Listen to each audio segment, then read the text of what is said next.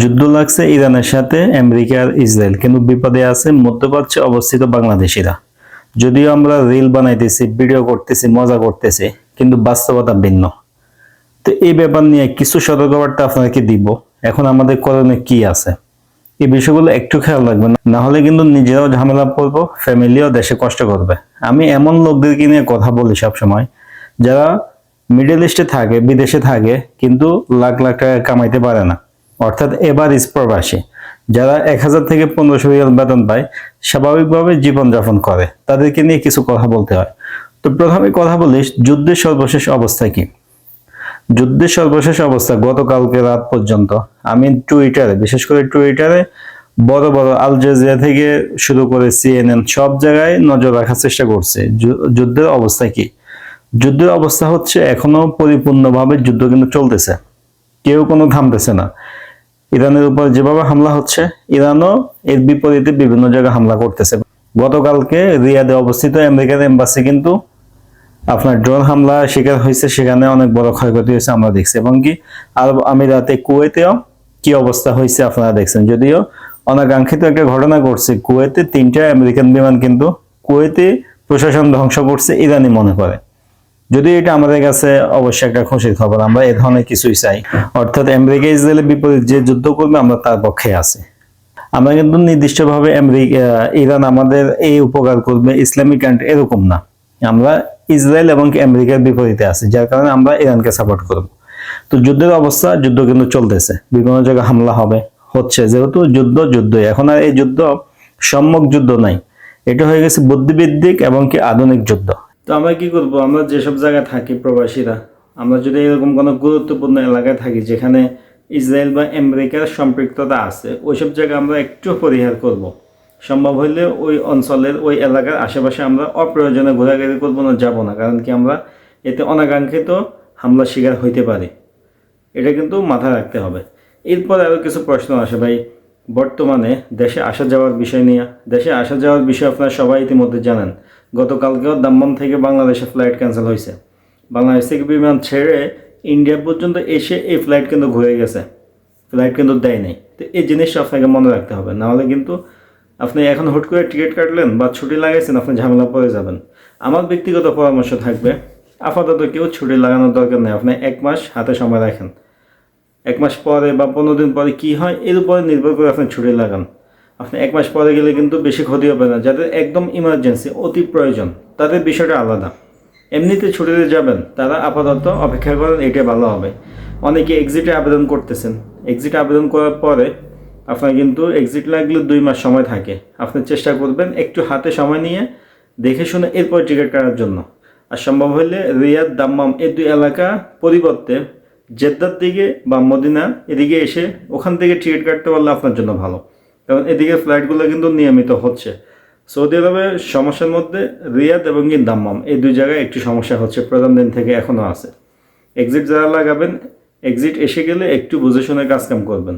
আর সব থেকে বড় যে কথাটা, সেটা হলো ফাইন্যান্সিয়াল ইস্যু, টাকা পয়সার ব্যাপারটা যতটুকু সম্ভব একদম মৃত ব্যয় হবেন, একটু কিপটামি করে চলবেন, কারণ কি জিনিসপত্রের দাম গতকালকে থেকে বাড়া শুরু করে দিছে।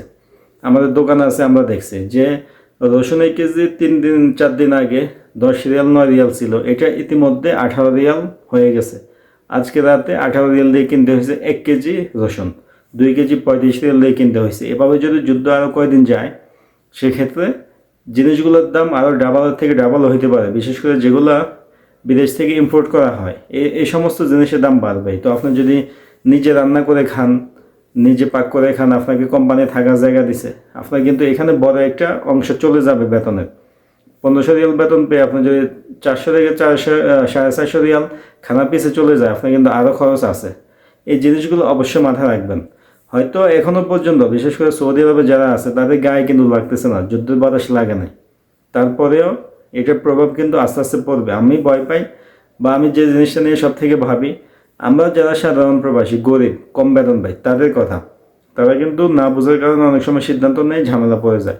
আবার অনেকে এখন কফালা হবেন, ফায়দা দিয়ে 10-12 হাজার রিয়াল খরচ হবে। এই কাজটা সম্ভব হলে আরও 1 মাস পরে করেন, আপনার জন্য ভালো হবে। 1 মাস পরে কফাল হলে কোনো সমস্যা নেই। আপনার যদি বড় কোনো সমস্যা না হয় যে আমি আজকে কফলা না হইলে আমার ক্ষতি হয়ে যাবে, কোম্পানির চাকরি হারাবো, ওইরকম হলে হইতে পারেন।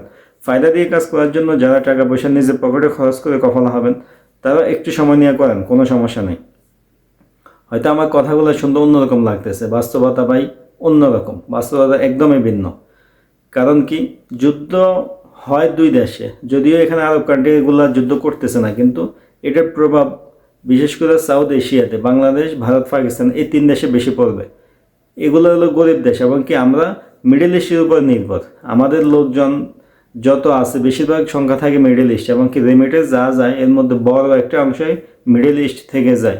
এই কারণে আমরা বুঝে শুনে কাজ করতে হবে, না হলে আমরা কিন্তু ঝামেলা পড়ে যাব। আশা করতেছি আপনারা একটু হলেও সতর্ক হবেন। বিশেষ করে বাইরে ঘোরা গাড়ি অনিরাপদ এলাকায় যাবেন না। টিকিট কাটার ক্ষেত্রে ছুটি লাগালে বুঝে শুনে কাটতে হবে। ফাইনাল এক্সিটের জন্য আবেদন করছেন যারা, তারা সময় নিয়ে টিকিট কাটবেন। দেশ থেকে যারা আসবেন, কোন এলাকায় আপনার ফ্লাইট, এবং কি টিকিট কখন, ফ্লাইট কি, এই ডিটেলস আপনি খবর রাখবেন। আরও বেশি বেশি আপডেটের জন্য যার থেকে টিকিট কাটছেন এজেন্সির সাথে কথা বলবেন, এজেন্সির সাথে সবসময় খবর রাখবেন, তার সাথে যোগাযোগ রাখবেন, সে আপনাকে সঠিক ইনফরমেশন দিতে পারবে। ফ্লাইট যদি ক্যান্সেল হয়, বাতিল হয়, রিশিডিউল কখন দেয় সেটাও আপনি দেখবেন, অথবা একদম বাতিল করলে টাকা রিফাউন্ড কীভাবে দিতেছে আপনি এটাও খবর রাখবেন। ইনশাল্লাহ কোনো ধরনের ঝামেলা পড়বেন না ভাই। একটু সাবধানে চলাফেরা করবেন, নিজের ফ্যামিলি যেন বড় ধরনের ঝামেলা না পড়ে। আমি টাকা পয়সা নিয়ে বেশি ভয় পাই, কারণ কি অনেকে কত সাবধান হয়ে চলে, কিন্তু জিনিসের দাম যখন বেড়ে যাবে তখন যতই সাবধান হয়ে চলুক, কিপটেমি করুক, কোনো লাভ হয় না। এই প্রভাবটা নিজের উপরে, ফ্যামিলির উপরে এসে পড়ে। ভিডিওটা বন্ধুদের সাথে শেয়ার করে রাখবেন, যেখানেই আপনি থাকেন, দেশে হোক বিদেশে হোক। ভিডিও শেয়ার করলে কেউ দেখলে প্রবাসী, সে কিছু হইলেও সাবধান হবে, তার চোখ কান খুলে যাবে। সে যুদ্ধের বাস্তবতা বা দেশের পরিস্থিতি সম্পর্কে সে আরও বুঝতেছে না।